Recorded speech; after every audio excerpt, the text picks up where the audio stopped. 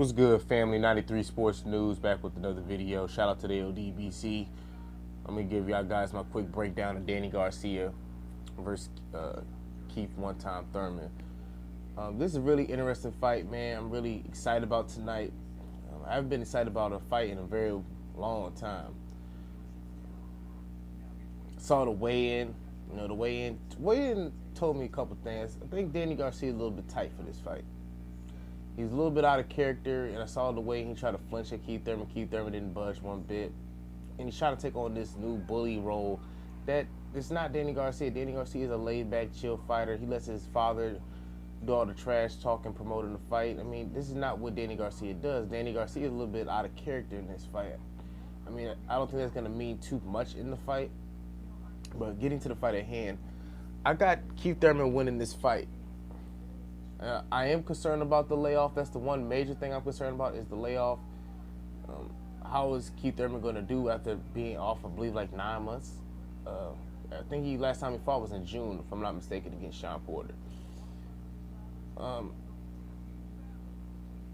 Reason why I have Keith Thurman winning this fight. Now, first of all, I think this fight is going to be close early. I say give it like 6 rounds. Past 6 rounds, I think you're going to really see Keith Thurman break down Danny Garcia. Now, I do think Danny Garcia is very underrated as far as his skills. He's a kind of fighter that doesn't do one thing particularly great. Now, a lot of people talk about his power. I think his power is overrated, in my opinion. That's just my opinion. I think his power overrated. We really don't know how good his power is at 147. You know, that's still in question. I mean, he didn't get rid of Paulie Malignaggi. Didn't get rid of Robert Guerrero. I forgot the last cat he fought before he was about to step in there with Keith Thurman, but to me, his power is a little bit over. A lot of people keep bringing up that Amir Khan stoppage. That was so long ago. That was, I can't even remember. That was a brick ago. I mean, I think he has solid power, but it's not this one-punch knockout power. No, he's accumulation puncher. You know what I'm saying? If he's going to stop somebody, he's going to finish somebody, he's going to be combinations. It's not going to be a one punch. And he has gotten better. I've seen fighting off the back foot, Danny Garcia. And also Danny Garcia has tremendous timing. And he's a very good counterpuncher. Keith Thurman's attributes, he can fight off the back foot too. He could come forward, go on the inside. He has really good right hand. I think the first 3-4 rounds are going to be very pivotal in this fight because Keith Thurman has been off for a very long time.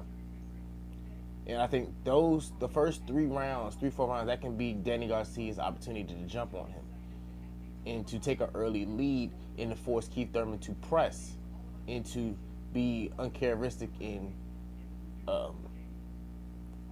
fight on the inside. Now, we know Keith Thurman can fight on the inside, but he really likes to stay on the outside and fight.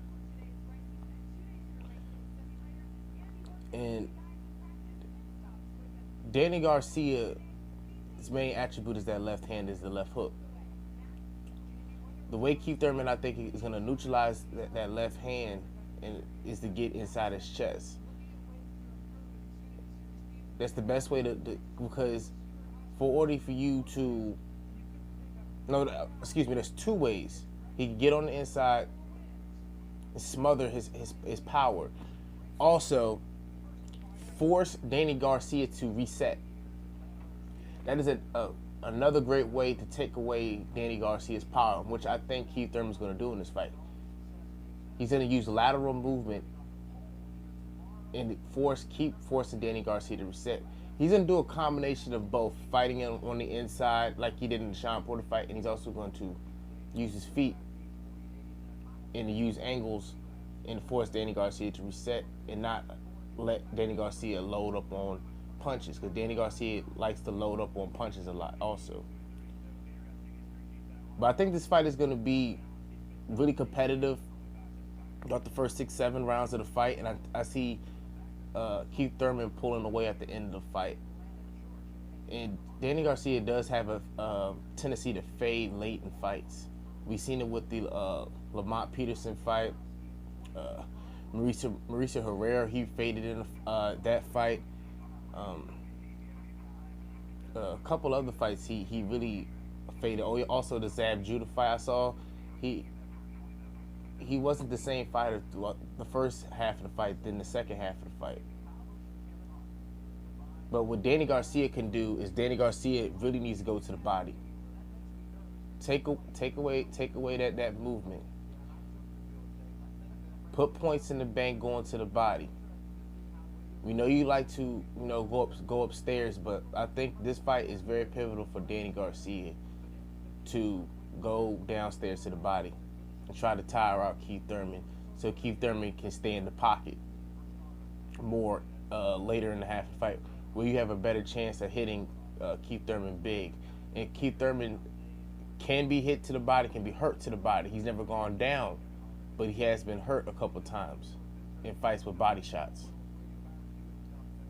So Danny Garcia should test Keith Thurman's body early in the fight.